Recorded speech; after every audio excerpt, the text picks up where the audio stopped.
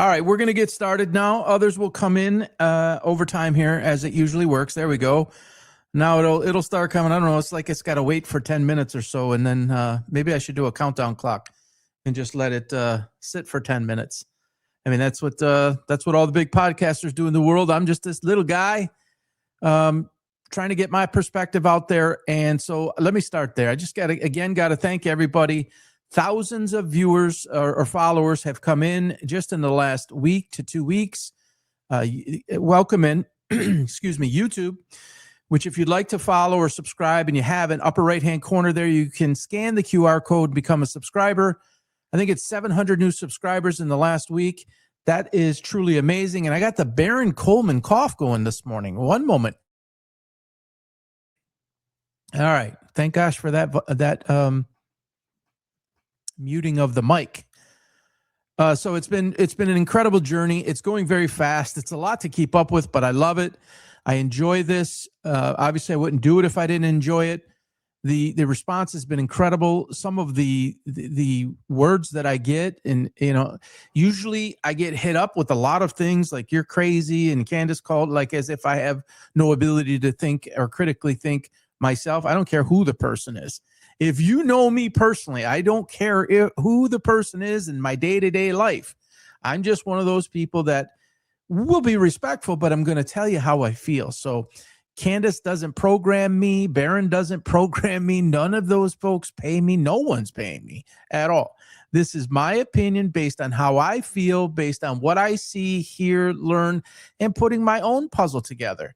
I am an aggregate of information. I'm not on the ground investigating, but I take all the parts around, I combine it all together, and then I give you my perspective on it, which I tend to believe is a little bit unique. I think it comes from a different angle than most, and so that's why I'm here. So I get a lot of bad comments about that, all right? But lately it's been incredibly positive, and it's people all over the world. I started to list this out in a couple of the short videos that I put up yesterday, the Candace video. But Candace, you can check that out. Welcome in.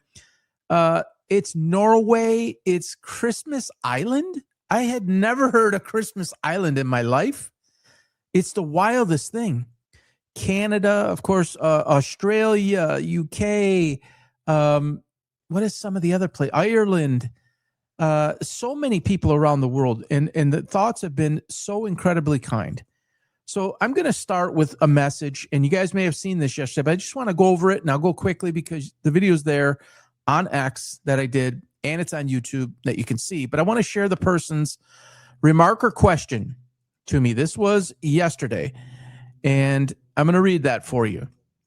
It says, I love your point of view and things. You give a good analysis in the situation, and I've enjoyed watching you a lot. I just came across you a few days ago, but since that I've watched you quite a few different videos of yours, and I like them. I'll definitely continue to follow your content, that's for sure. I'd love for you to give your opinion on Baron Coleman and how much work he's done on the case. Baron has become one of my immediate go-to content. And it's kind of cut there because I spliced the message together. The way you guys break things down with organization and detail, you both have a similar way of doing things. And I like the high IQ that you both bring to the table. But anywho, you have made some great videos, and I look forward to watching what you do next. God bless you, sir.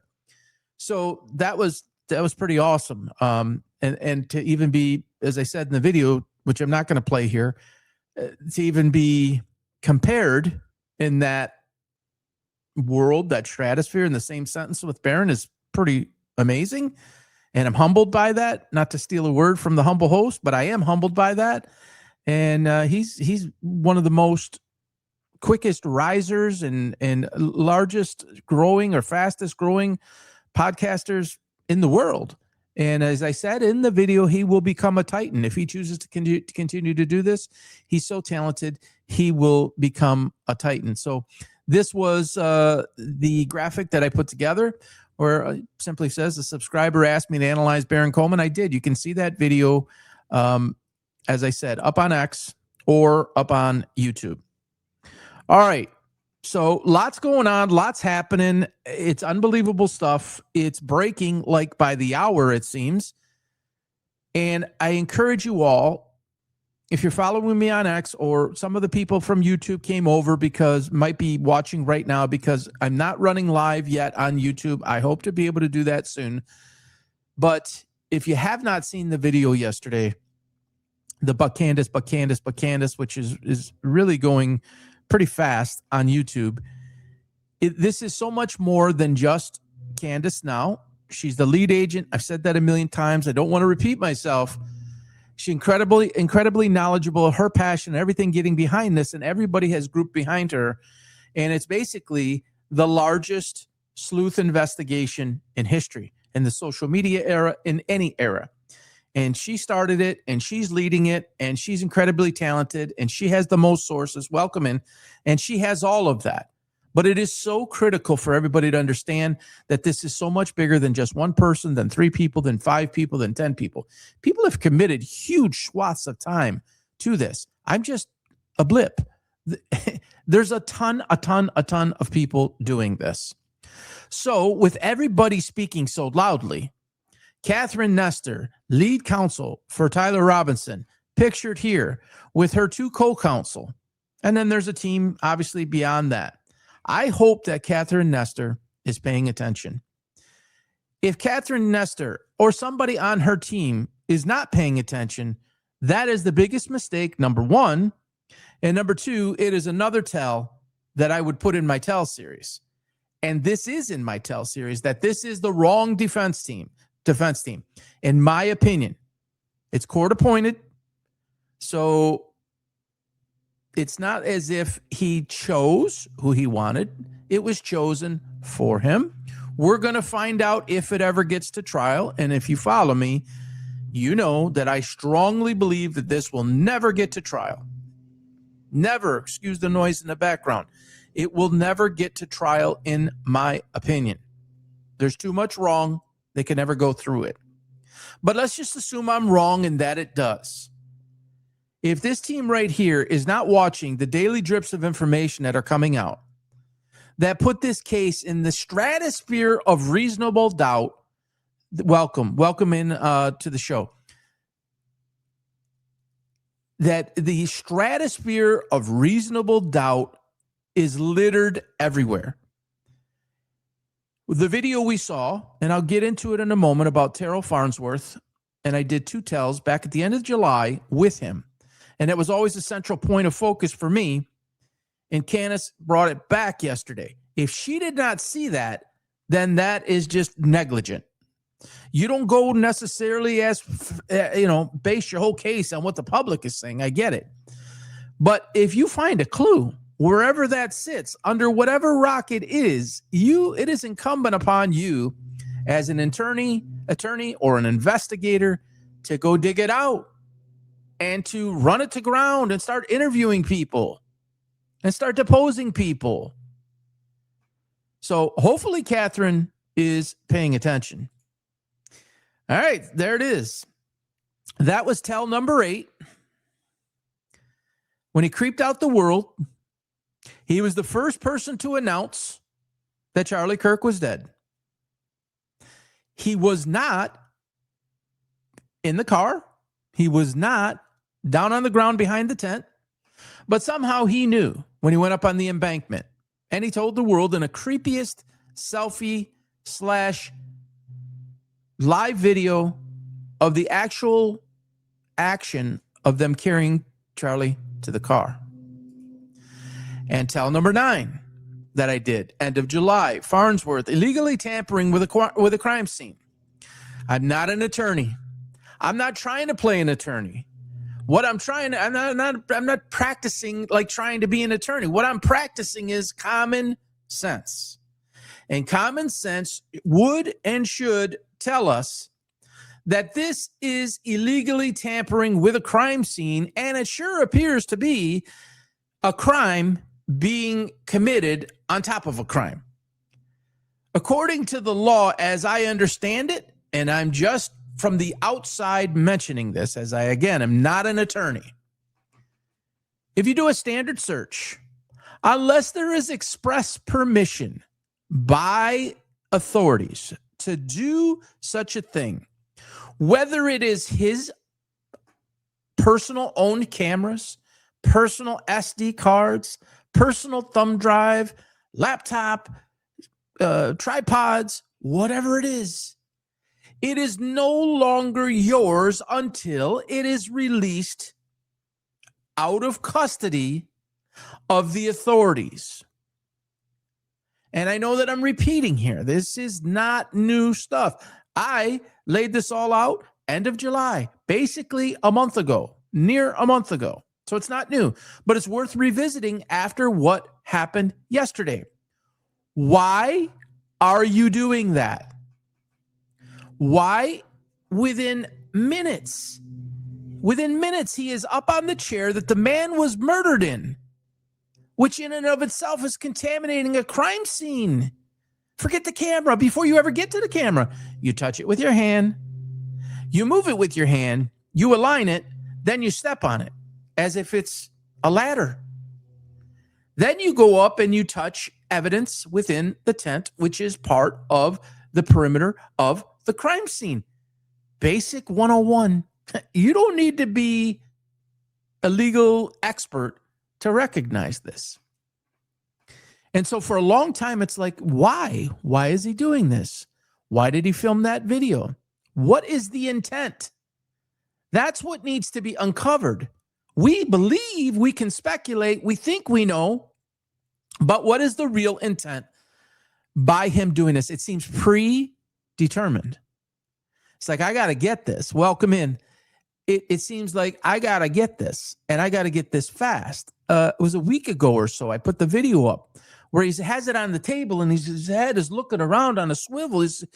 I called it he's a bobblehead. He's clearly concerned about who was looking at him. Not so much when he was on the chair, but when it's on the table, and I spoke about that a week ago. It is. I have some profiling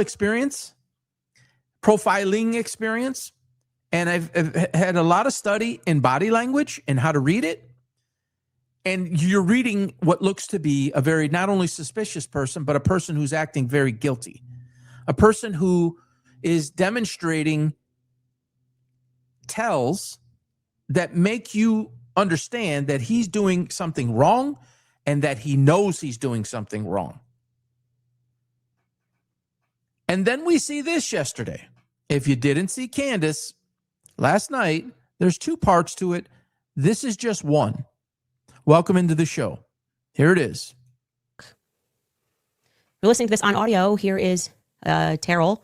He's bending down and he's opening his laptop, and he's certainly sticking something into his laptop as he turns on to his computer. He's reaching in his phone. He's texting with somebody. And yes, some people might be noting that Lane Schoenberger's on the side washing his hands. That makes sense. Don't think too hard about it. He did help carry Charlie into the car, so he's likely just getting blood off of his hands as any person would after that. But you see Terryl, and again, he's texting. He picks up the laptop, and what happens thereafter is he. All right. So who is Terryl Farnsworth to this whole thing? I don't know all the background details. I know this. Everybody's confirmed this. He has been around 10 to 12 years, knew Charlie very well.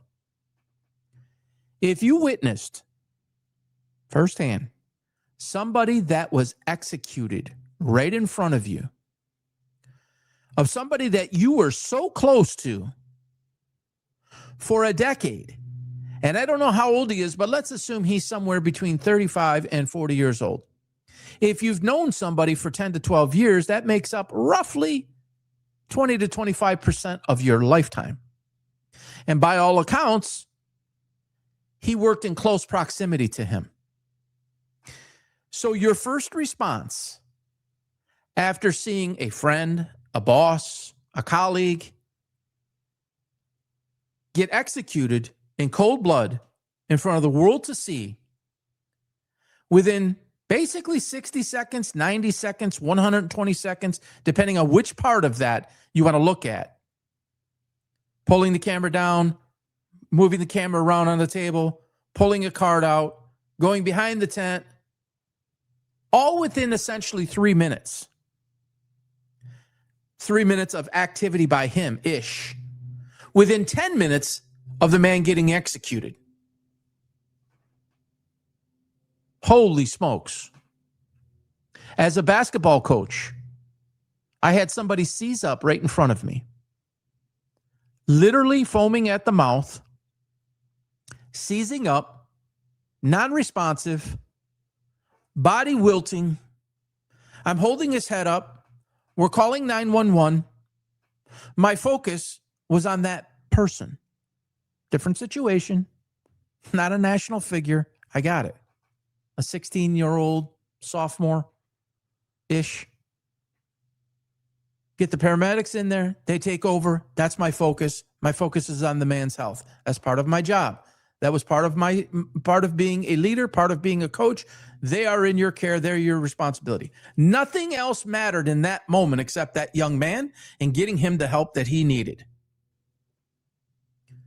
So there were other people, quote, tending to Charlie Kirk. He's your friend, but you're so concerned about what appears to be covering something up.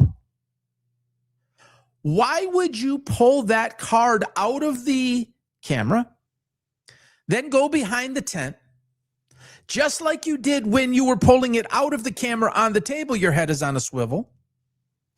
When you're putting it, what appears to be in your laptop, your head is on a swivel. You're frantically pulling your cell phone out and either texting or taking pictures or something along those lines, looking around, including to the people next to you that apparently are washing blood off their hands. And you do that lightning fast, hurry up and close the laptop, and you go back to where it was you were prior to, back to the other side of the tent. Why on earth would you do something like that? There's no concern for the man? There's no concern for talking amongst a group of people to start to try to process what just happened? This totally looks, and this is my opinion, it totally looks premeditated. I'm the why guy. If you are new to me, and when you see this later on recording, if you're new to me, the most important thing in anything is the why. It's not the what. It's not the where, it's not the when, it's not the how, it's the why. If you could get to the why first, everything else starts to fall into place. I believe that's the starting point. That's the starting gate to anything, is the why. So why did he do it? What's the reason? Why that camera? Why that camera? So what could that camera have seen that would cause that much concern? Welcome in. That would cause that much concern over the others. You would ask yourself, why was that camera up there? If there was so much concern and it appears premeditated that you're so consumed with that camera, why would you have that camera there? To make it consistent with previous events that everybody has video of and can say, if they start to go investigate, yeah, there's always a camera here and there's always a camera here. Everything looks right there. If you were concerned prior to the event itself that something nefarious was going to take place, why would you put that camera up there? To then have to worry about taking it down, basically self-confiscating that evidence and altering it in some fashion or saving it in some fashion. The story, apparently, that Candace talks about is his intention was to make sure that it didn't get out to the world so Erica Kirk would not have her husband be seen all over the net. All right. So if that tracks, then why are you going to put it on your laptop? You already basically committed a crime by taking it out of the camera and putting it in your cargo pants pocket. You already broke the law. If that was truly your concern, wouldn't it stay in your cargo pocket even if you did break the law? Why would it then come out of your cargo pocket and go into your laptop and you look suspicious as hell? None of it makes any sense. This has been talked about, what I'm about to show. It's been, quote, I can't stand the word, debunked. It's been debunked. Welcome to the show. It's been debunked. We got to revisit it. This goes back to the puzzle that I explained a week, 2, 3 weeks ago, whatever it was, when it's Candace, you don't have this, and Candace, you don't have that. You're on the outside, doing an investigation from the outside, trying to make it like you're on the inside, but you're not on the inside. You don't have direct access to everything you need, so you have to create it from the outside. Again, you put the corner of this puzzle together, the corner of that puzzle together, you put 10, 12 pieces, you get stuck. You start someplace else. It develops all around the puzzle. As it starts to take shape and take form, it starts to make more sense. And it's like, yeah, that piece will fit. Put it in. That. Put it in, put it in, put it in, put it in. Maybe something you talked about or a piece. You didn't even work on that corner for like 20 minutes. As we are talking about this case, maybe you didn't talk about something for a month or 2 months or 3 months. It's been going on 10, a solid 10. Now it starts to make sense. Let me go back to that corner. Let me stick a piece in. So let me actually take you back to a piece that hasn't been talked about in a very long time.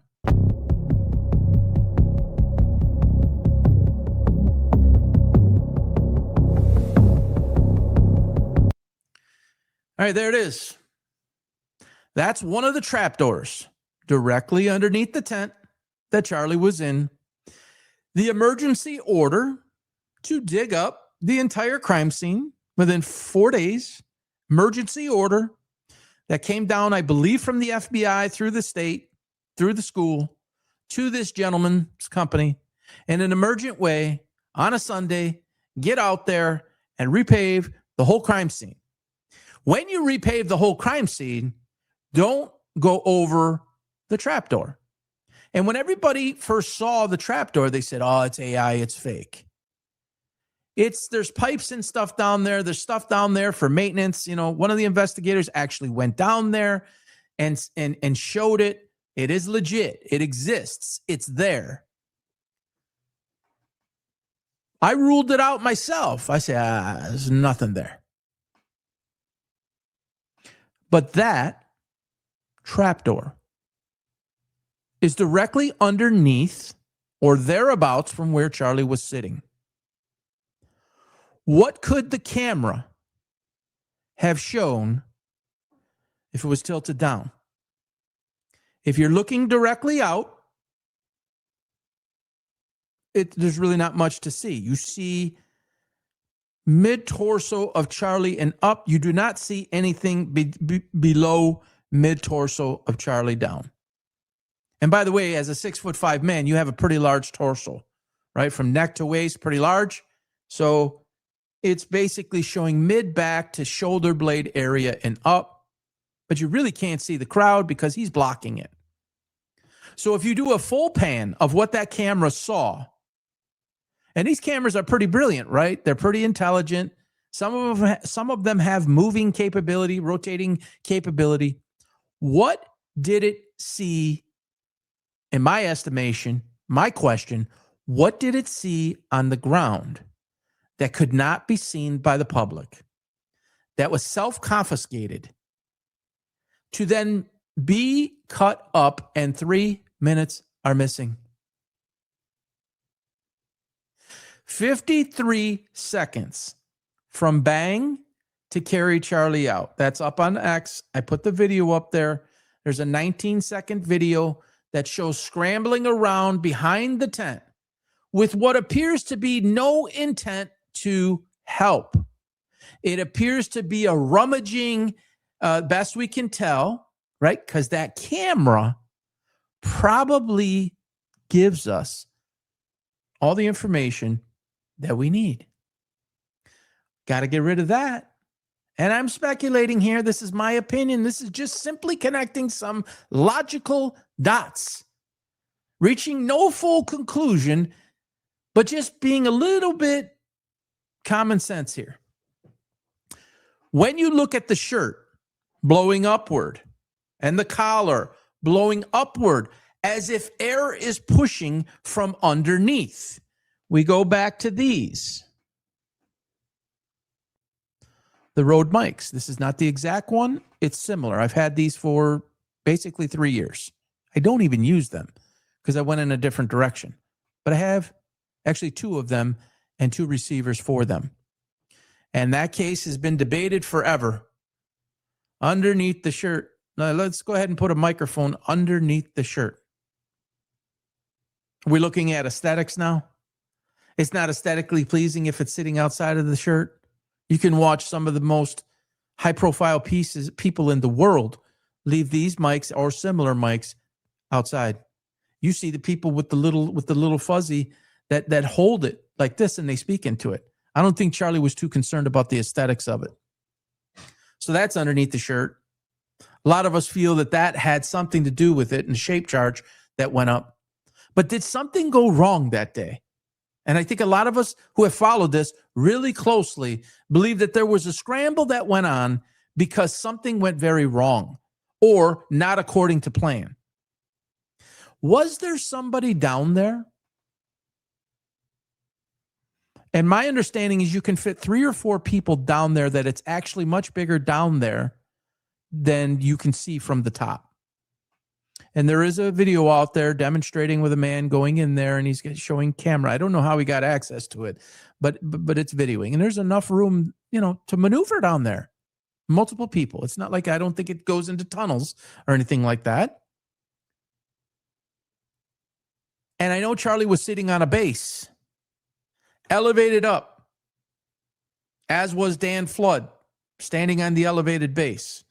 A lot of people ask that question. Why? Was it just that day? Welcome into the show, you guys. Was it just that day? No, it wasn't just that day, because you could go back historically and look that he's raised up a lot of times, as is Dan Flood, standing on a platform. Is that because you don't want to stand on the grass? Probably. Why wouldn't you put something over the grass, as in tile type material or a stage type material, and let everything sit on the stage? That I've always questioned. But are we back to this trapdoor and what could have taken place, and the behavior after the bang by the security team coming in from the left, the right, someone jumping over the table, the rummaging down underneath? What in the world is on that camera? What did it film that puts you in basically a panic attack and wondering who's watching? We thought, hey, just pulling it down. Oh, Andrew Colvett. Yeah, he just wanted to make sure that it, got into the FBI hands. Who the hell is Terryl Farnsworth as it relates to the FBI? And who appointed him, the new sheriff in town, to do such a thing? You rope that crime scene off. You get investigated. Again, I'm not a crime scene specialist. I don't need to be. You rope the crime scene out. You get investigators out there. You get homicide. You get whatever their names are. That's their responsibility to confiscate and go through the chain of evidence and put it in its proper, rubber gloves on, latex gloves on, and putting it in bags as you enter evidence. Everybody has seen how this works. But suddenly Terryl Farnsworth is the law. He gets to do whatever he wants. If Catherine Nestor does not, again, don't think it's going to trial. I think it's going to be ordered, but I don't think it ever gets there. This is one of the many reasons why I don't understand how any prosecution team, and I don't know what's admissible and what's not admissible. Octavia, Barron, all the folks out there that do this would have that answer. And I might be having, an attorney on the show here in the not too distant future, and I will ask that question. Can something like this be admissible? If the actual video is not admissible, I don't know if they can actually take it and put a visual aspect to it by explaining. It's factual. The world saw the man take it out of a camera. Mr. Farnsworth, let's say he's on the stand. Why did you do that? And go through the whole process. If this gets to trial and you don't start to see some of these things that can be admissible, and you don't see questions asked, then the fix is in. I think we all, well, not all, because there is still a faction of people that don't think that there's anything to see here. There's nothing wrong. What? It's everywhere. There's not a handful of things or one or two things or here and there. It's everywhere. It's in what people are saying. It's in what they're doing. And it isn't just that day. It's every day. and it's all day. And there is so much of it. Let me take this off. There is so much of it that it makes it obvious. The Blakes and the Andrews, the legal filings from the prosecution yesterday, stating this and stating that. Again, not an expert. I'm not even going to speak too much on it, but they come out and they say they interpret it in the way that they want to interpret. They put an attorney on the show. He says if the defense had anything, they'd put it forward. There's 5,000 attorneys that would disagree with that one attorney, probably 5,000 to 1. Every single attorney that I have listened to that is, you would say, quote, by it, not involved in the case, but that you would say is leaning one way or another. And I've looked at the people who are not leaning anyway, and they're just being asked for their honest opinion. It doesn't track. It literally does not track. Why is there such a deliberate intent in words and in actions to divert focus and attention? It's so suspicious. It's so above and beyond. There is, and I'm going to touch on a couple of more things here. There's so much going on to silence people or to program people to think a certain way. I got some people that say I'm in some kind of cult now. Somebody who follows me on my sports content came out, one of my very, very first followers. He watched all 66 shows. He came out and said yesterday, hey, I guess I put something up on that page. And I said, here's the reason for my absence. You haven't seen much from me. I think that I'll be back, but I'm doing this with PB on Point. It's going very, very fast. It's something I've always been interested in. And for those of you that don't know this about me, here's a little bit of a tell about me. I think I was 27 years old when I started asking people about information about becoming a private investigator. This is always something that I enjoyed. Investigation, getting to the bottom of something of it, the why. And it was even an entrepreneur before then, but I became an entrepreneur. And if anybody's an entrepreneur, your daily job every day is to find out the why to everything. It's not an investigative source criminally, but you have to be an investigative source within your company to understand why everything's taking place. The how, why, what, where, when, but most importantly to me is the why. Why is that happening? Why did that employee do this? Why did that client do this? Why are the clients responding this way and not that way? What's working, what's not, but why is it working? Why is it not working? So I looked into becoming a private investigator. I remember the attorney that I consulted on it, who has a private investigator that works for him. I said, so-and-so, how do I go about doing this? He goes, you sure you want to do this? That's some very boring work. There's a lot of alone time. There's a lot of downtime. I said, yeah, I understand, but I really like it. I understand you might sit for 2 hours or 4 hours. You're following somebody, you're tracking something, but I want to put that all together. And I remember it. We were standing at a bar in Michigan in a restaurant, the bar in a restaurant, and we're leaning over. I said, I got a question for you. And I asked that question. I never ended up going that route. From afar, I always enjoyed it, all the cases. And this one got me because this case personally affected me, and I've shared that with you guys. So this is some serious stuff, but to finish the point, he said I've been corrupted. The person yesterday on the sports page said I've been corrupted. How am I corrupted? If you're corrupted, don't you usually have to be paid? Doesn't the money and the corruption go hand in hand? Nobody's paying me. I'm not even eligible on my X account or my YouTube account to make anything. It's going that way. I'm not going to tell it, no, don't do it. We're going to see what this turns into. This is a lot of work. Everybody who does it will tell you that it's a lot of work, takes a lot of time. I would need to get a researcher. I would need to get other people involved. We'll see where it goes, but I haven't been corrupted. What I've used is my mind, my eyes, my ears, my brain, and I'm looking at something that doesn't seem right. I have a little bit of ability to speak. I already had all of this stuff going, but for sports, I simply shifted it for this, and I want to get my voice out, and I want to aggregate information. I want to look at information. And I want to provide a perspective based on everything that everybody sees. Seems to be going pretty well. I don't think I've been corrupted. I think the system is corrupt. And me personally at 54, I'm sick and tired of it. Epstein, COVID, Charlie. That was my moment.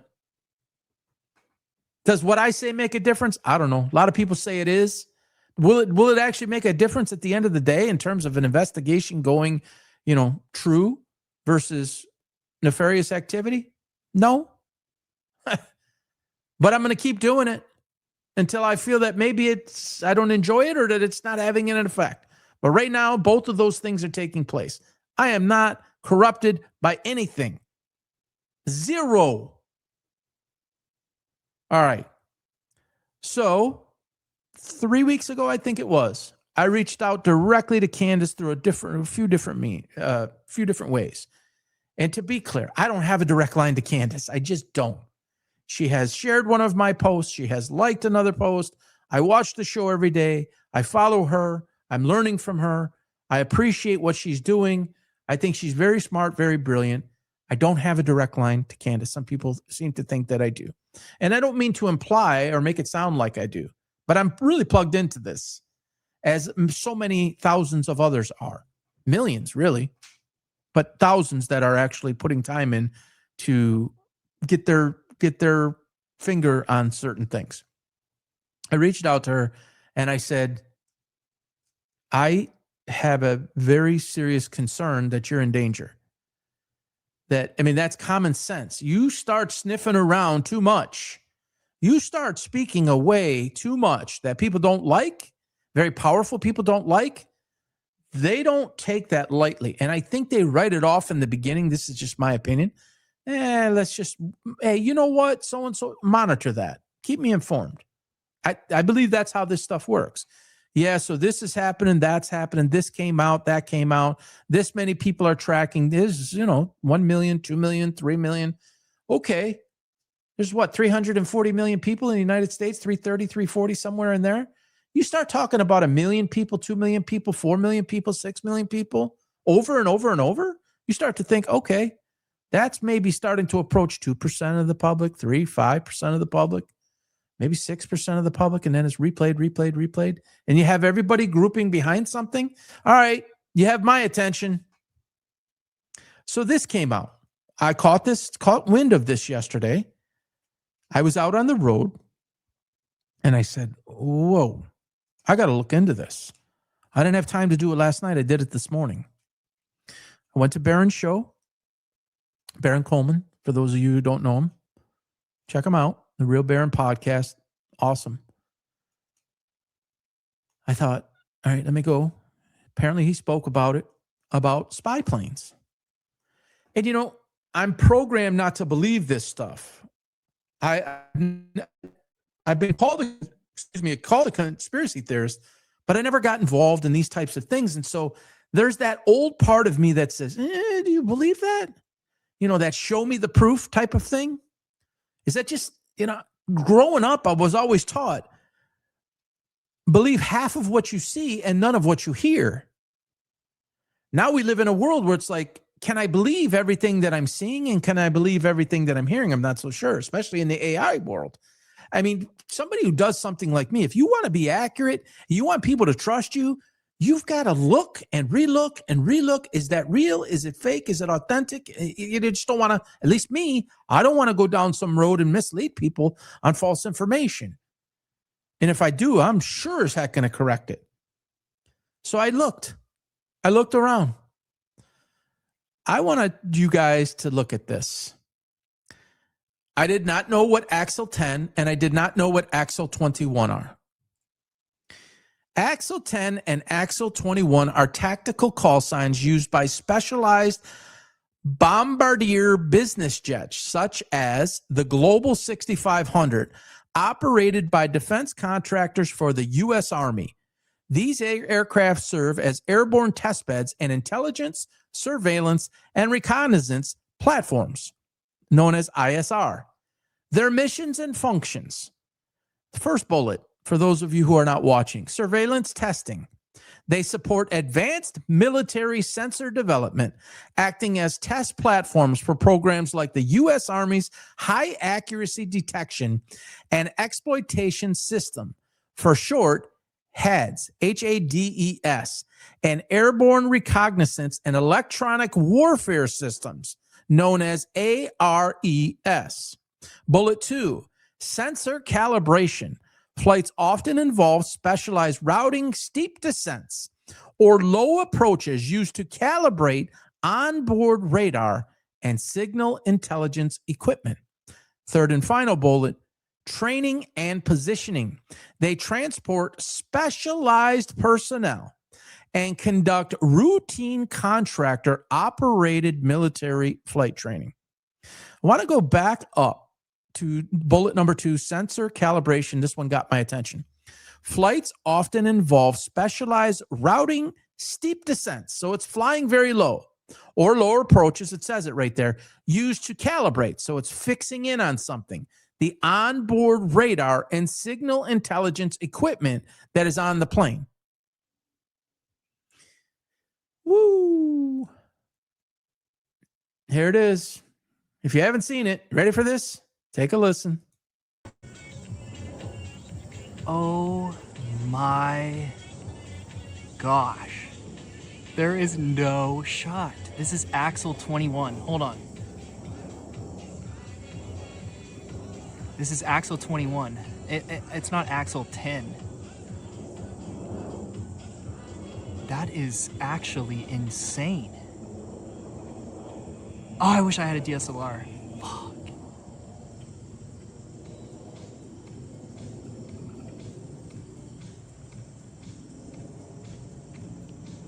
No way. See how low that plane is?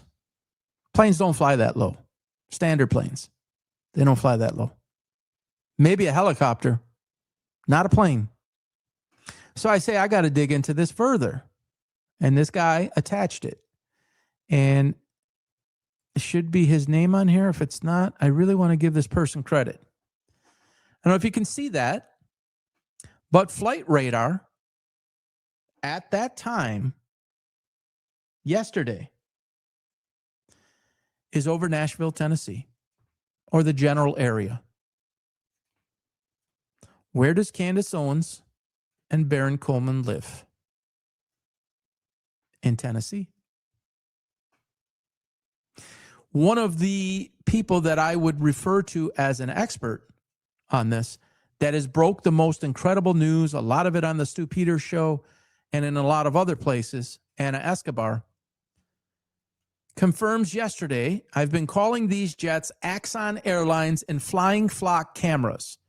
Unsure if they are currently using air-launched drones, ATP, which means that can fire off a drone. She's saying she's not sure if that can actually deliver a drone, but they are definitely picking up data.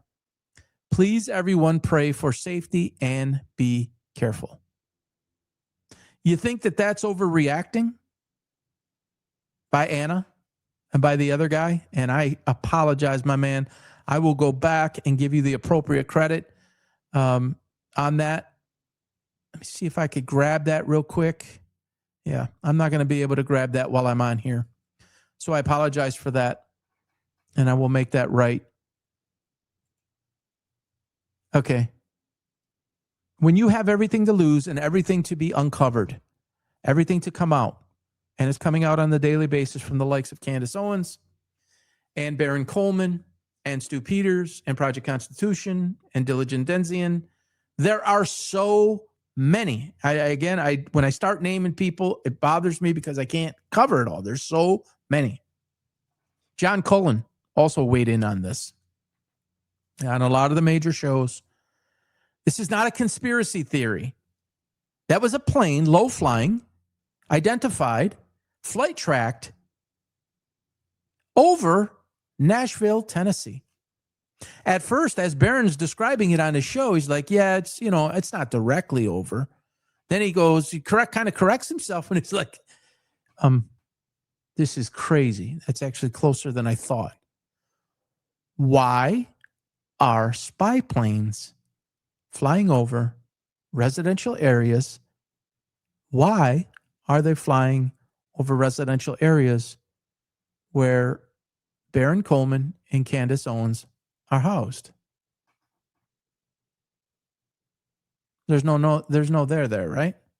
Nothing to see here. Look over here, not over here. This is concerning beyond all belief. These people will stop at nothing to eliminate a threat. That's why they teach these guys in the military. When you're in combat like that, you are to eliminate the threat, neutralize the threat. It isn't just Candace and Barron, but they're very powerful now. Candace has been. Barron, a rocket ship. And he's an attorney to put on top of that. You don't have to consult an attorney. He is an attorney doing this. So he can go through waters and wade through certain things that most of us can't.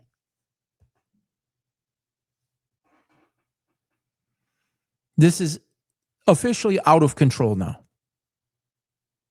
And I'm sending messages in multiple ways to Candace a few weeks ago.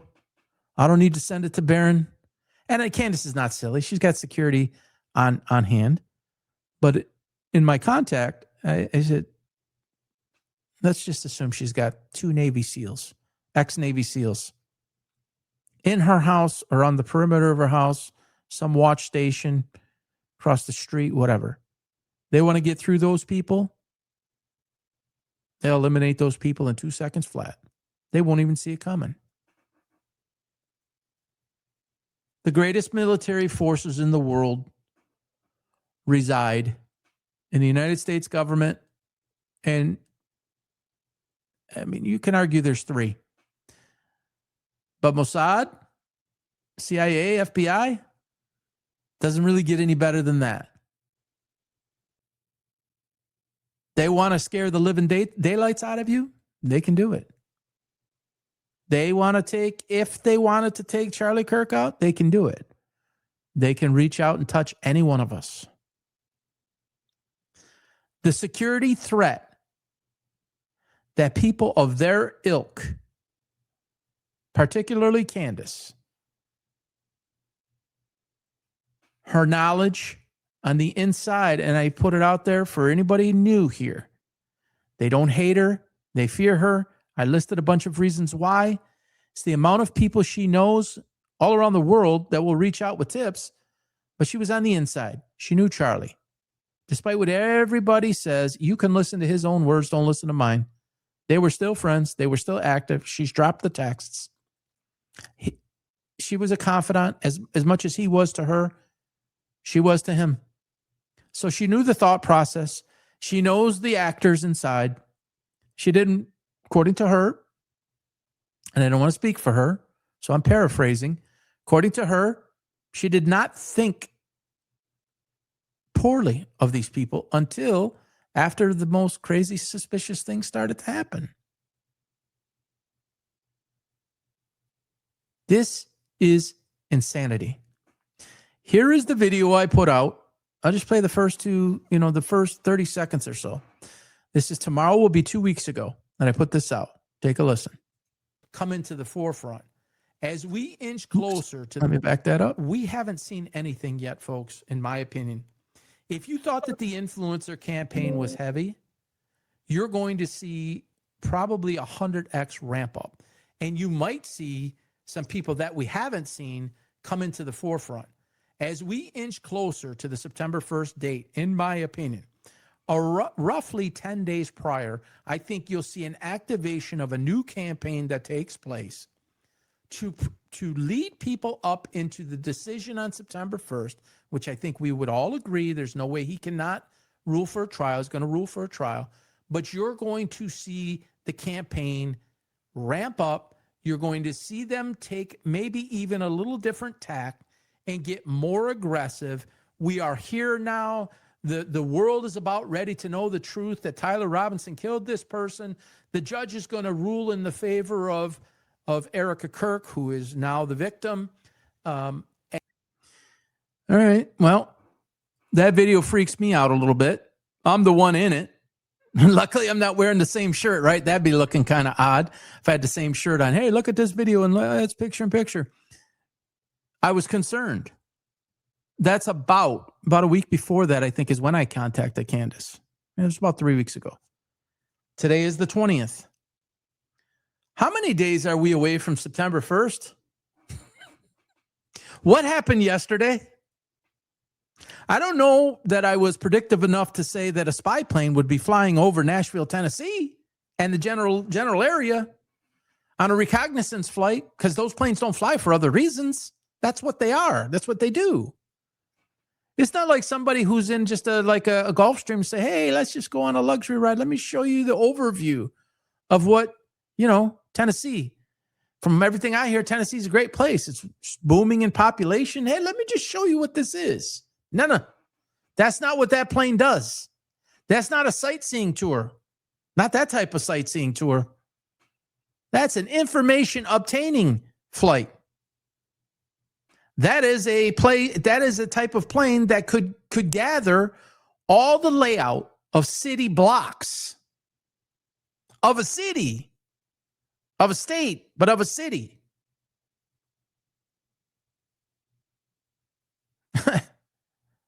I said that there would be some new tax. There would be new attacks.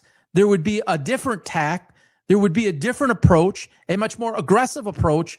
I didn't have the spy planes on my card. But I am beyond convinced of what the reason is for those. Things are too close now. They're too tight. There's too much wrong. Folks, please hear what I'm telling you. A lot of you know this, so I'm not trying to preach here. I'm not trying to lecture here. You can see this coming. You can see what's coming. There's been an attempt at a cover-up from day one, and parts of it went wrong. And it gave us the clues that we have and that we've been able to build upon. Not we. I don't want to say myself into that. I'm just on the periphery here. I'm not on the ground investigating. I speak behind a microphone, give an opinion, perspective, and predictive analysis based on what I see. One of my strengths is the ability to anticipate what comes before it comes, based on what I observe. They will stop at nothing. I don't know what type of security that you can add or take for something like that,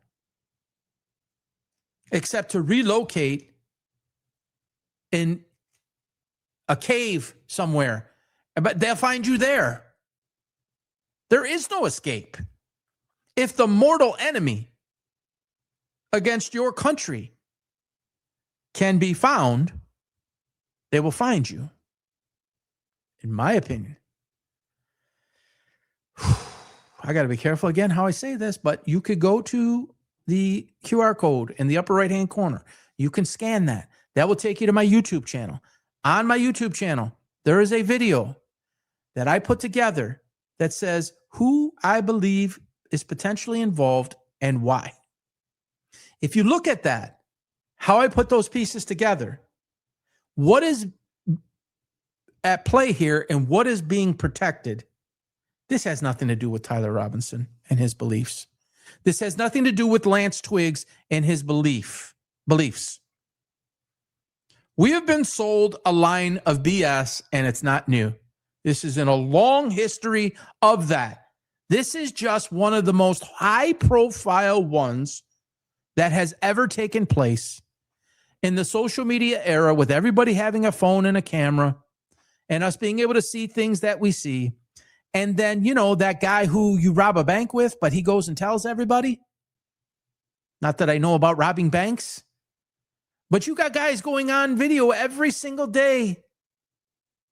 And Blake and Andrew and Erica, it's all fake. You are watching a coordinated fake show. If you're not there yet in seeing this, I don't know if any of us or if I can help you. It's not real.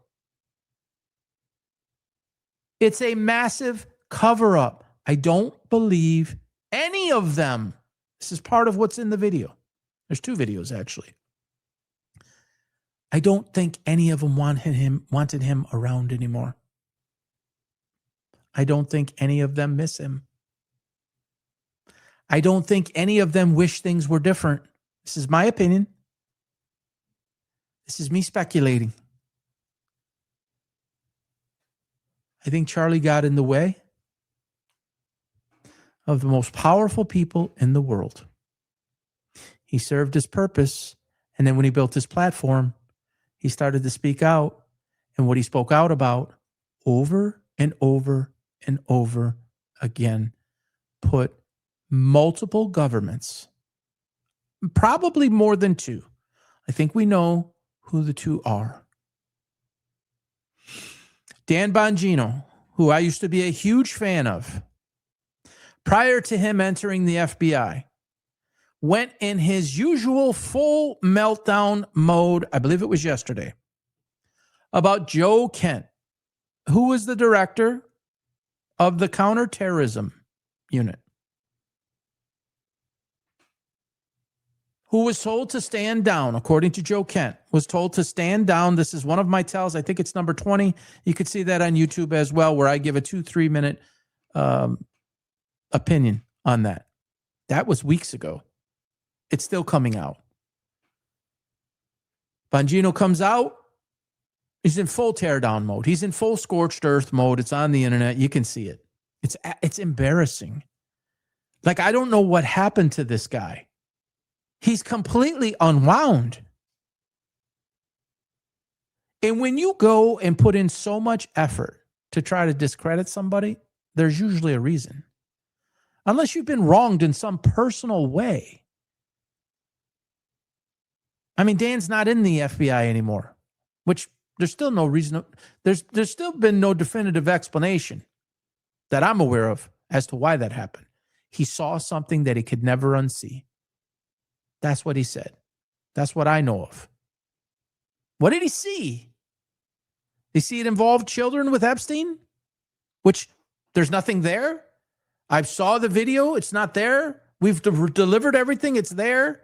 But you saw something that was so bad that it ruined you forever, that led to part of your exit of the FBI.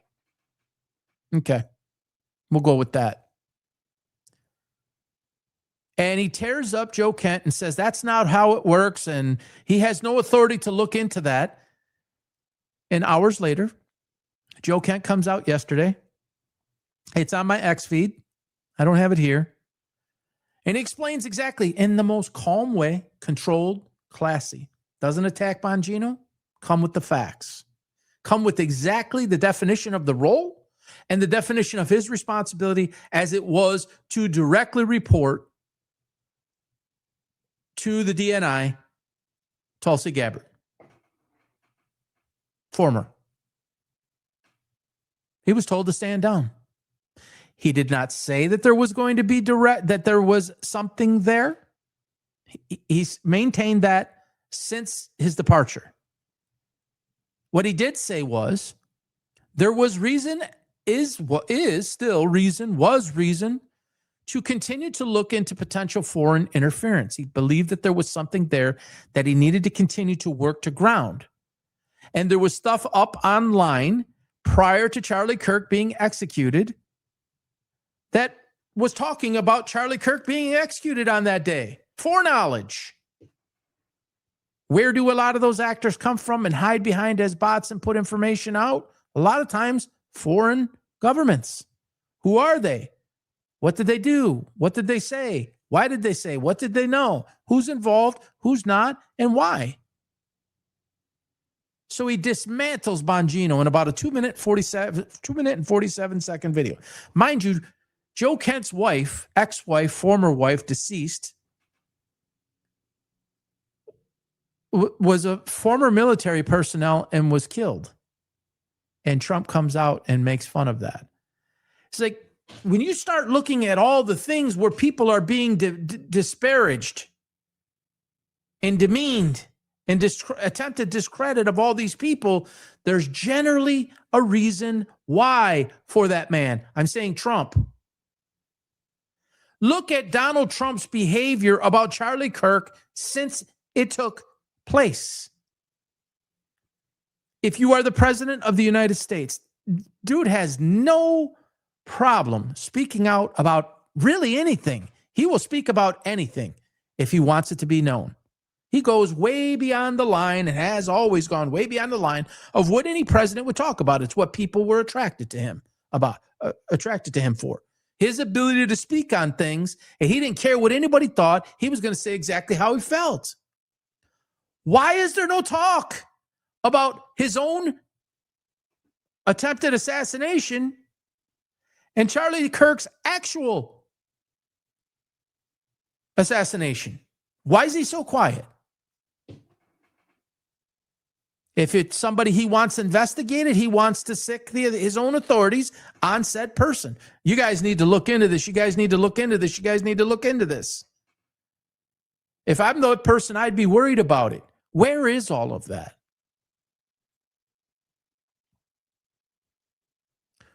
If Tyler Robinson woke up that morning, or if it was Lance Twiggs, or if it was somebody else, because there's so many people involved here, folks, it's beyond any shadow of a doubt that there's a whole bunch of coordination going on the grounds. From what they're wearing, how they're acting, the signals, all of it. What was said during and before, what was said after, what's gone on for months after, the testimony by Lance Twiggs, it's kind of like all a mirage. Why would it automatically be Tyler Robinson and nobody else? How'd that happen? Was there any explanation at any point in time that we've done a full and thorough investigation? We have interviewed over, 150 people. And every single thing we've done in this exhaustive investigation has led us to believe that it is X person. Here are all the reasons why.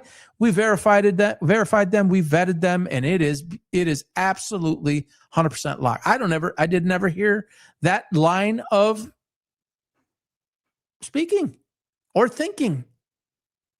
36 hours, within 36 hours, 33 hours. We apprehended the suspect, and ever since then, I forgive him. It's him. Death penalty, kill him, make him dead, all these things. You're no longer innocent until proven guilty. You're guilty because we said you are, and the trial is just a formality. We decided outside the trial that you're guilty. We're going to get the judge to rule on a trial. We're going to go through the prelim. We're going to get it. Then that comes after the fact. But he's guilty, and you should kill him right now.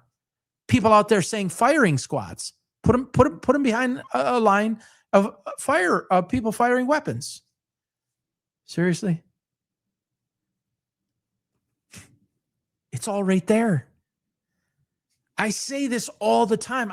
As a longtime basketball coach, I would say to my guys, sometimes the hardest thing is to see what's right in front of you.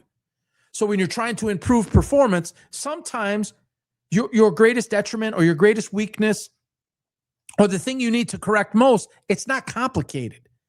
Sometimes it's right in front of you. You're looking here, you're looking there, you're looking everywhere, but it's just right here. Because our focus tends to want to go in all these different places.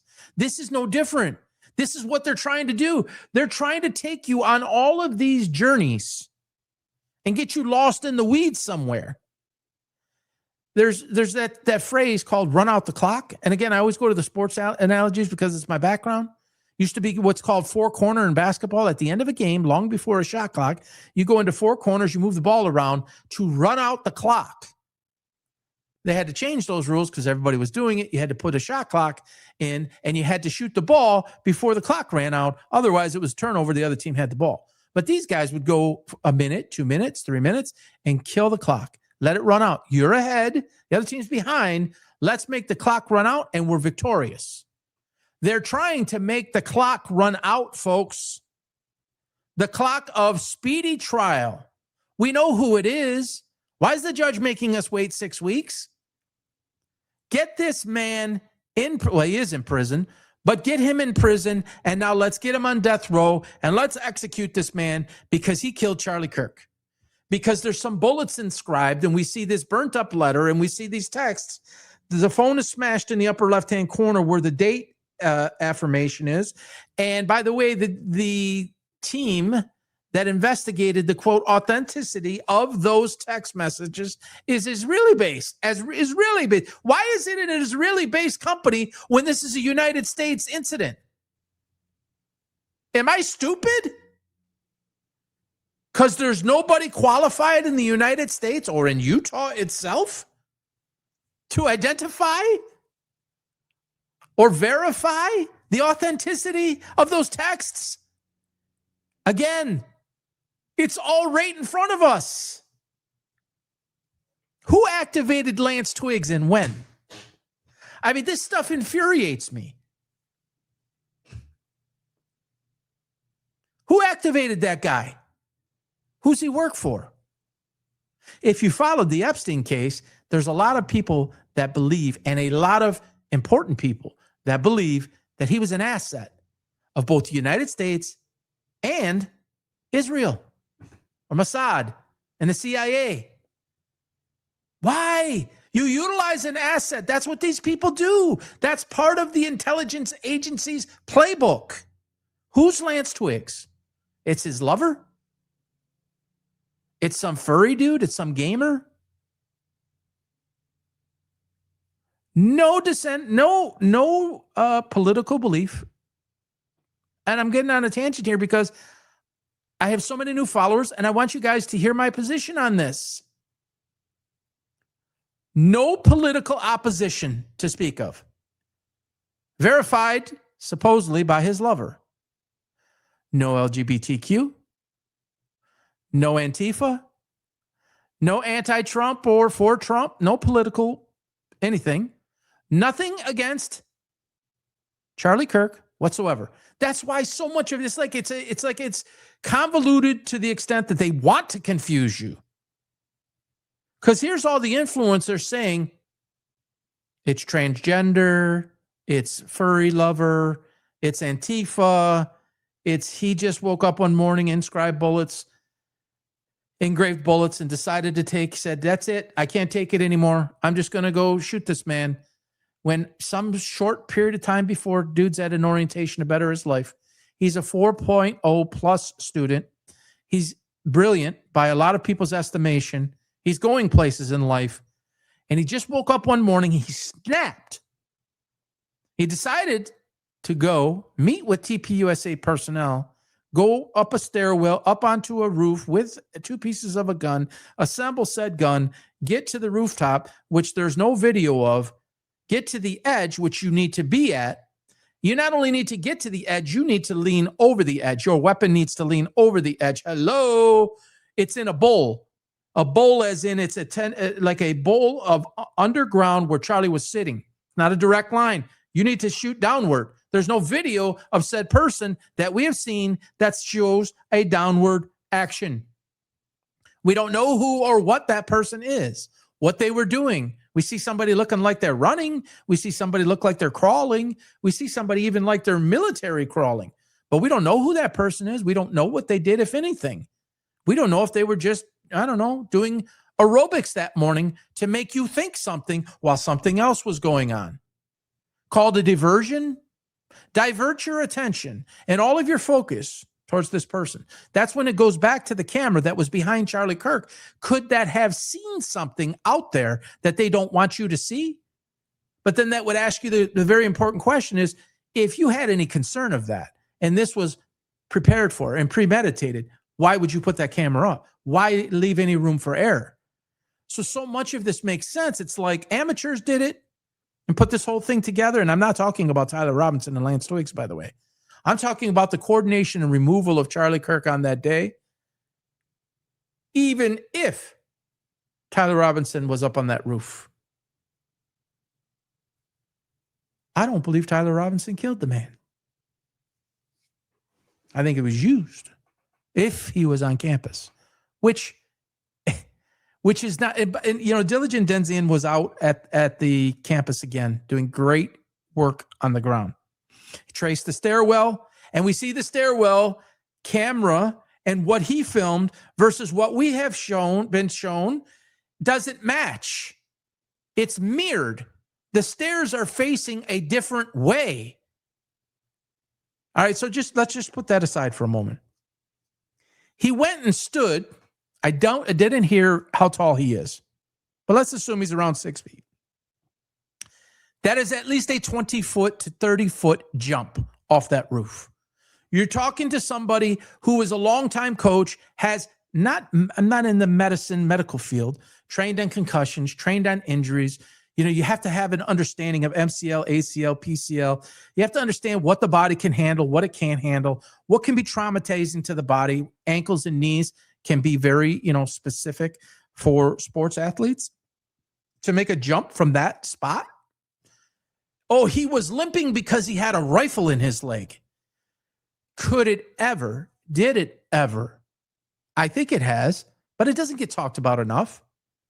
Do you know how easy it is to blow your knee out? In second grade, I jumped from my grandmother's porch, which was not that high, onto her front lawn, which was humped. I grew up in Detroit.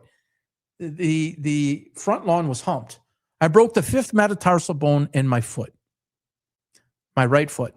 I had a cast on for like 6 weeks. This is just coming to me. I didn't prepare for this. But that was the jump that I tried as a young boy. And you're not fully developed, and I get this. This is more of a grown man. How old are you in the second grade? I don't know, 7, something like that. How old is this man, Tyler Robinson? 3.5 times older than that. Your body's more developed. It could take more abuse. I get it. You're not as strong at that age as you are at Tyler Robinson's age. I get it. But I didn't jump from 20 to 30 feet either. Directly down. And then you start immediately limping. And you're limping in such a way that would say, I can't put any pressure on this leg. I haven't talked about this yet. This is the first time I'm talking about this. So those of you who are watching live, you're getting the first part of this. You're dragging your leg. This is my opinion, based upon being around the injury and studying these types of injuries. I'm not a medical doctor. I'm not a physical therapist. I'm none of that. But I have sat in classes. I have had to have concussion training. I have had to have generalized training to become a high school basketball coach. Well, I did. It wasn't required. I wanted to do it through the Michigan High School Basketball Association. It was like an 8-hour course, and it covered all kinds of things. To me, that looks like an injury, and a significant one. I don't believe that that's a rifle that's causing that drag of the leg. I believe it's an injury. And how would it happen? Go ahead. No, don't go ahead. Strike that from the record, Your Honor. Don't do it. Don't do it. Maybe if you're up 30 feet high, drop something to the ground and watch what happens to that. Your body is not designed to do that. I mean, we see that in the movies with Spider-Man and, Iron Man and all these types of people in a science fiction world. Your body's not designed to do that. That's force and gravity that the body's not designed to take. That's why you see so much injuries in sports, basketball, football, hockey. The body is not born and designed to go through trauma like that. It's trauma over and over. My field, the basketball field, I mean, huge into all the sports, but it's the one sport that I coached. Your ankles and your knees are not designed to go through stop and start like that. Kobe Bryant used to say he sprained his ankle every single night. And then you tape it up and you play on a sprained ankle and you sprain it again and you sprain it again and you sprain it again. You take a imaging of what that ankle looks like. It's destroyed. Or it's surgically repaired. So some 23, 24-year-old person just knows how to jump off a building like that, make the perfect landing, and make an escape, and then go walk through subdivisions dragging the leg. Yeah, I'm not buying it, and I don't think millions of people are buying it. This is way beyond the science fiction mind and where we can even go, although this is like in a movie. It's like we're watching a movie, a simulation designed to make us believe something. This is not a conspiracy theory. It's just not. So again, I usually end every show on where do we go from here? Well, we know what September 1st is. We know where I stand and how I feel. This is never getting to trial. I won't use the S word, but a lot of people use the word oft, and I don't think this man's going to survive. I don't think they can allow him to survive. If he survives, you would have to go through an entire court proceeding over however long it takes, which, by the way, everybody thinks this is September 1st. It's going to get ruled on, and then a week later, the trial is going to start. I don't think so. The average is for a case of this magnitude for the new followers can be as much as 18 to 24 months. That's not my opinion. That's fact. You could go look it up. And then there's different variations based on the severity of it and certain things that factor in. It can be 12 to 18 months. It could be 6 to 12 months. The bottom line is it's not the next day. There's going to be a period of time that takes place. If the prosecution had the most unbelievable evidence, it is your burden. Again, not an attorney. I don't practice as an attorney. I practice common sense. You bring something to the table that hits a home run. Then you can hit a grand slam later in the trial if you need to. But you get your client, or you get the defense's client, to plead out because you got him dead to right. Why would you show blurry video? Why would you show a car that you're suggesting is his and the license plate is blurry? Why would you show a person that has now been, that video has been completely debunked? There's that word again. Because all the cars look like buggies. They look like dune buggies. I live in Florida. There's businesses you can drive by. They call them sand buggies, I think they call them. And they got them all lined up. That's what it looked like to me. Like what you would buy or rent to go out on the beach, and you would drive that thing and kick up the sand and do, spin outs and all this type of stuff. That's what they look like.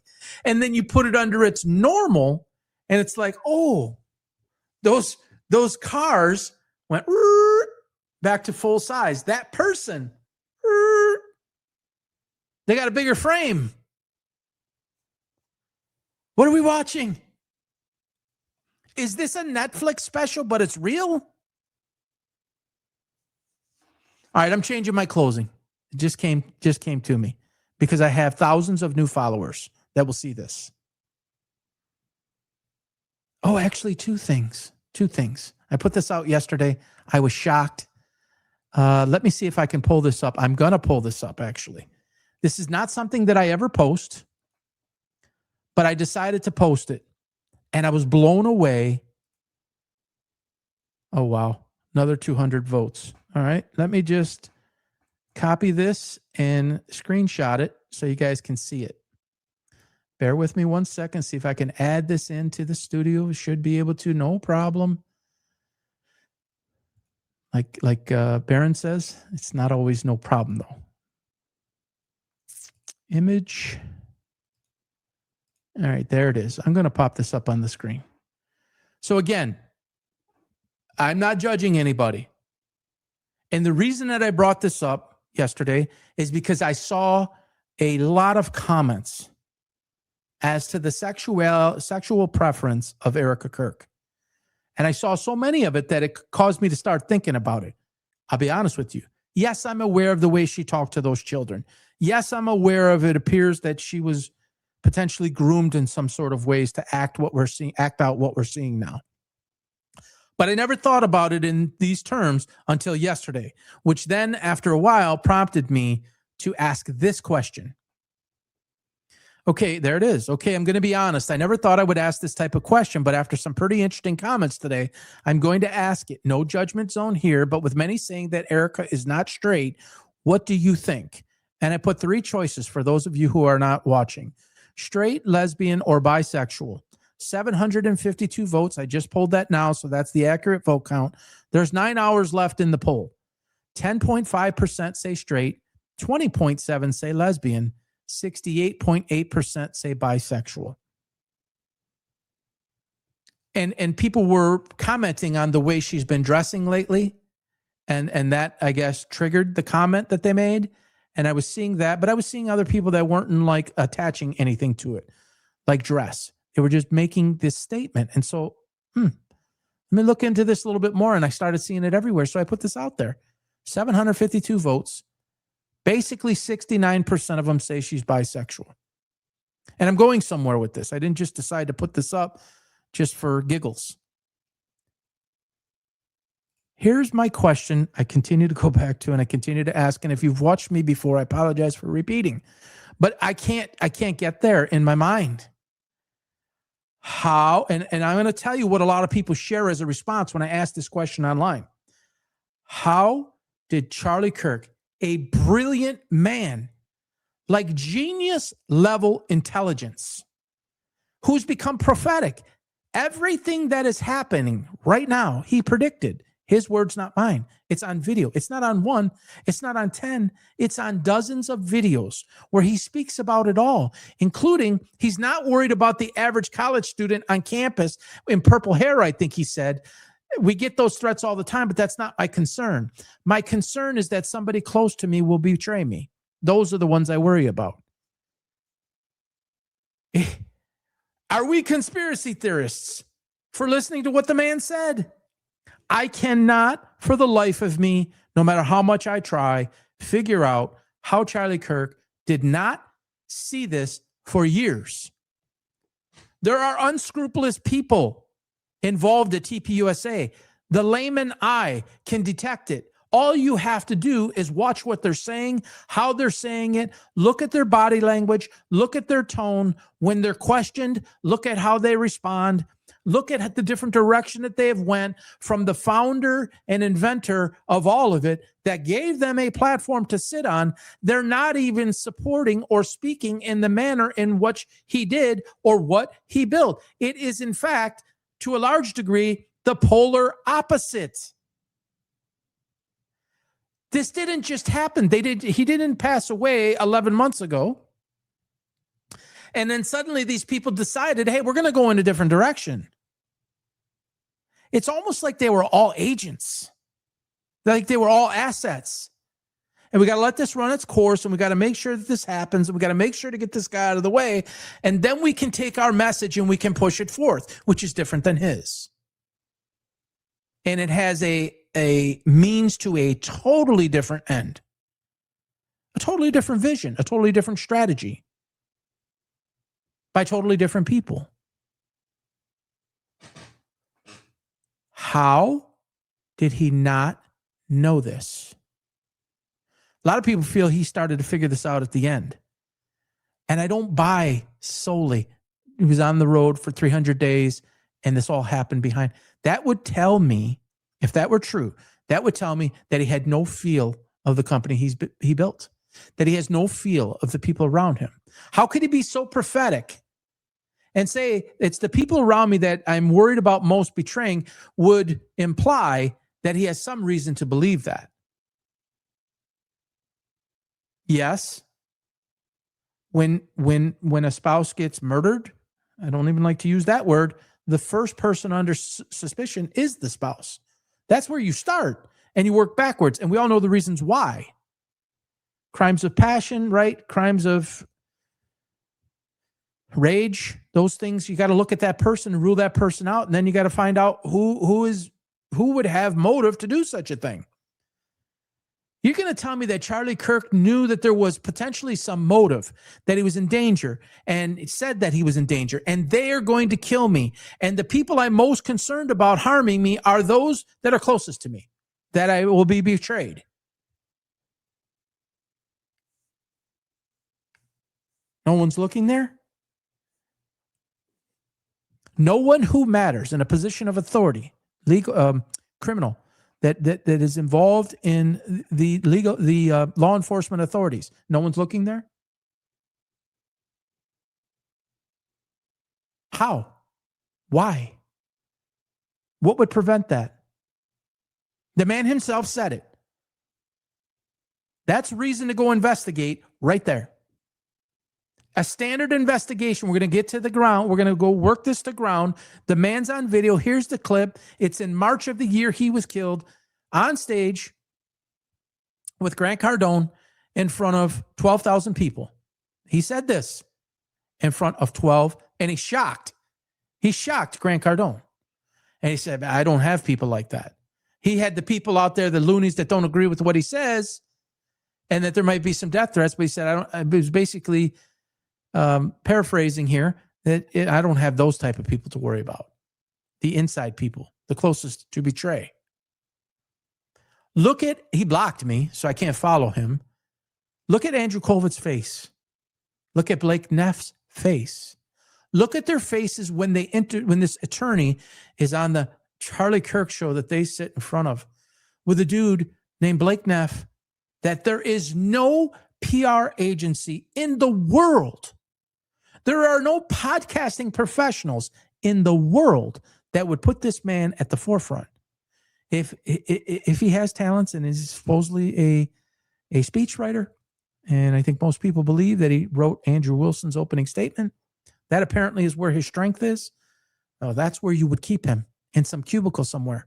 You wouldn't put him behind a stand or a table in front of a sign, first and last name Charlie Kirk, next to this Andrew Colvit, which, by the way, there is no firm in the United States that I know of or can even get my mind to think of that would hire this guy.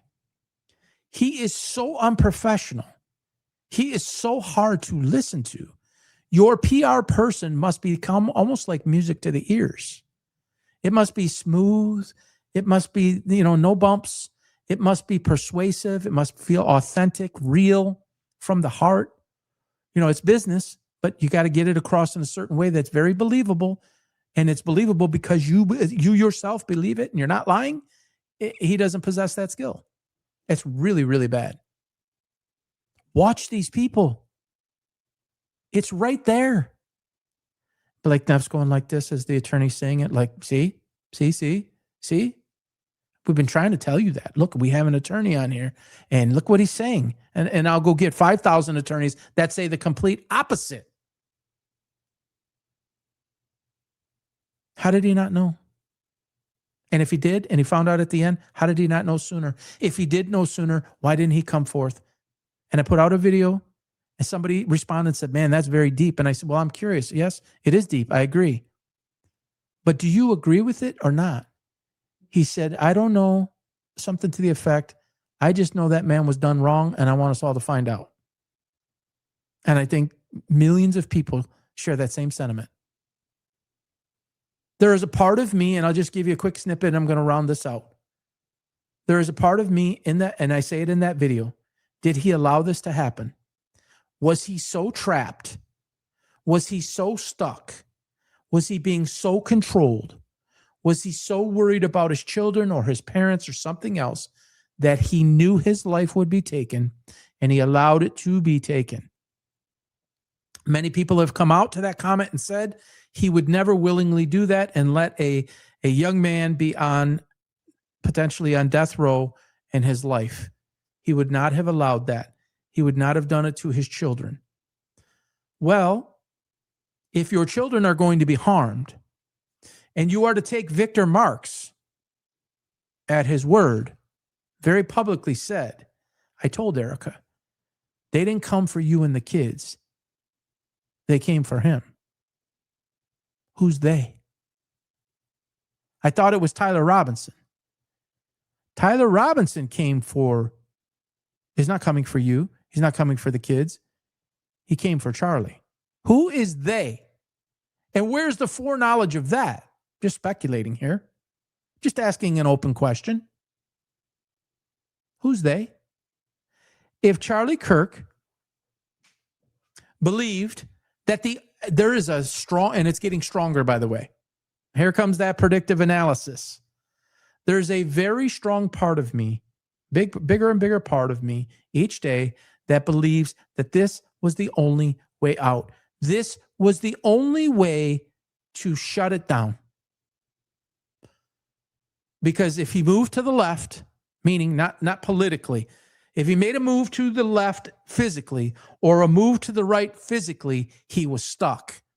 In other words, he was boxed in. He was in a straitjacket. There was no way out.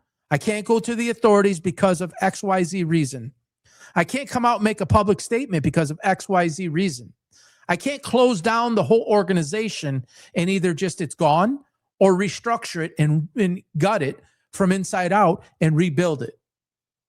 I think maybe he was stuck and couldn't do any of that. So they're going to kill me. Let them kill me. My children will be safe. Again, I'm speculating. This is my opinion. My children will be safe. Not his wife. Because I think he knew something there. Pretty darn obvious to all of us. We're seeing this now. He was with her for how many years? You did tell me he didn't see this? It's not possible. Did he get in so far, so deep? Because I don't believe he had anything to do with it. And if I ever find out that he did, oh my gosh. I'm not even going there. But my parents will be safe. My children will be safe. And in the end, not that he talked to her about it, but in the end, people like Candace, people around the world, I had enough of a reach, enough of an impact, they will uncover this. They will recognize it. Because if you look, it was Patrick Bet-David's show, ironically. It was near the end of 2023. Please don't quote me on that. I believe it was. Where he lays it all out about how we were all lied to, and he goes through 1 through 9, and he gets to 10 about Iran and nuclear weapons. We were lied to, we were lied to, we were lied to, we were lied to, we found out, we found out, we found out, we found out. Did he believe that this was found out? That this would be found out? And that the only way to get it safely found out for the people that I mentioned, his parents specifically, his children specifically, was to allow his life to be taken. And in life, he was revered, but in death, he would be revered more. That this would upset so many people. Because I said this the other day in a video, and this is a big problem for the government and governments. Charlie Kirk is far more well-known, respected, loved, revered by people that didn't even know him now that he's gone than when he lived. He's far more powerful. He's far more influential. I had somebody reach out to me the other day and said, I didn't like what the man said. But this man needs justice because he was done wrong. So you have somebody that doesn't even believe in what he believes that comes out and says this is obvious. That's somebody from the other side of thinking, which he invited to in conversation. Man, the more I say this, the more I believe it. I have not heard anybody say this. Remove me and you will undo yourself. Take me out and they won't stop looking. They won't stop digging. And eventually it will come true. And he was smart enough, I think, to know that, hey, and if you look at, you want another tell? They went and scrubbed all his stuff. Why would you scrub the legacy of the founder that you say you're going to carry on his legacy? You're going to go and you're going to scrub all sorts of stuff off his social media and what his words were. What's the intent? What exactly are you doing? When my father died at 45, I would say, I hate to repeat this again. I wanted to hold so dearly every single thing that he touched, every picture, every word, every video back in the old days with the VCRs. And the cameras that you had to wear a bag on yourself, and it was this camera you held up in your hand that was yay big. I wanted to hold on to those memories forever. So that's on a personal level. So a charity organization that does good, and supposedly everybody's bought into what you are doing, and you get, oh my God, Charlie, I miss you. I miss you. And I don't like to mock people, but this is so beyond the pale of anything that you can comprehend. I miss you. I miss you. I will never forget you. Hey, guys, go scrub all that stuff. I'm CEO. Go scrub it all. Go take it down. You see? You want to call this conspiracy theories. This is not conspiracy theories. It's well documented. Everybody went through the social media and saw it's all gone. And a lot of people have either shared that stuff in the past, and then you go back and you go on your social media and you say, okay, where's this video? This date, this time, it's all date stamped. You go look on the site. It's not there. Where'd it go? Why'd you stop? You run out of memory? No. Yeah, we're creating all this new content. We don't have enough memory. Like a guy in my position that does this on a small level. Yeah, after a while, I got to clear some space or I got to add some space because I'm adding more content. Something that big, $150, $200 million taken in, powerful organization like that, not just worldwide, it had become global.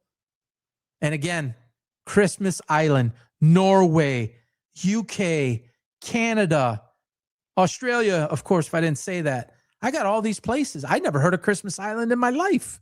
In the Indian Ocean. People commenting on my YouTube now from all over the world. He knew it. It was all over the world. His reach. And growing. So if I allow myself to be taken, this will all be undone. My parents will be safe, I hope. My children will be safe, I hope. Whatever happens to my wife happens to my wife. The series that Candace did, that she took so much heat for, why didn't she get sued? Why didn't she get sued? There's people who believe and support her that say, oh, they're waiting until after the trial. That's standard operating procedure, this lady tells me. Multiple people told me that. It's standard operating procedure. They don't want to disrupt the trial. What? If you wanted to sue her, and you do sue her, and it gets awarded, she becomes gagged and can't speak about things. You would stop her, right? You want to stop her? Stop her legally. Again, I'm not an attorney. Once you do that, you open yourself up. You make yourself more vulnerable than you already are by her giving her opinion and dropping stuff out there that defeats your case. It then becomes a closed case. You may gag me, but we're going to open it up for the world to see in a different kind of way. It won't be on my show at 5 or 6:30 Eastern Standard Time. But the whole world's going to find out in a different way. And you, dear, are likely to go to jail and all your cohorts because of what might be able to be uncovered, in my opinion. And then you get Andrew Wilson to come out, and I predicted it. It's on that video that I showed you a clip of and others. He's going to come in and he's going to try to trip her up and he's going to try to drag her into a lawsuit so they can gag her. If she would have come out and said, yes, I believe ABC person is directly responsible for taking his life. All right, there comes the suit. There's a bunch of fighting going on. And you immediately, probably, I'm guessing, Octavia Barron, you probably get a gag order issued right away while the process is ongoing. You get her to stop talking. Others would continue, but you get her to stop talking. They can't. Because she was careful, but it's what would be uncovered in the action of doing that. Things are getting heated. They're getting hot. They're getting more dangerous than ever before. That spy plane changes the whole game. I mean, this is not a game. It changes the whole day-to-day outlook in people's safety and their families. Barron with 8 children, Candace with 4 and 1 on the way. They are both in Nashville. They don't live terribly far from one another. Just wow. I mean, I say watch your 6, but there's not enough watching that you could do to prevent what they can do. And that's the scary part. So again, I want to thank each and every one of you. Thousands and thousands of new followers. YouTube, it's unbelievable what's happening. And there's a problem with me connecting. I'm working on that, trying to figure out why I can't get the software to connect with it. I haven't connected with other parts of what I have done. No problem. I got to get to the bottom of that. And I'll start to stream in 2 places at once. And then eventually it's going to stream most likely on YouTube exclusively.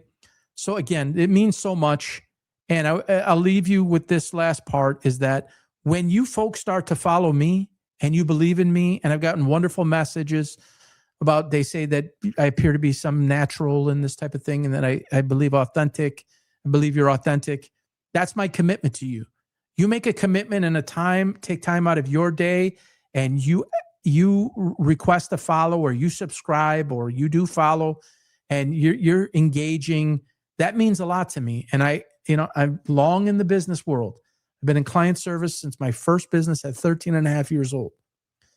When people have choices of places to go to, people in this forum or this platform, you have so many choices.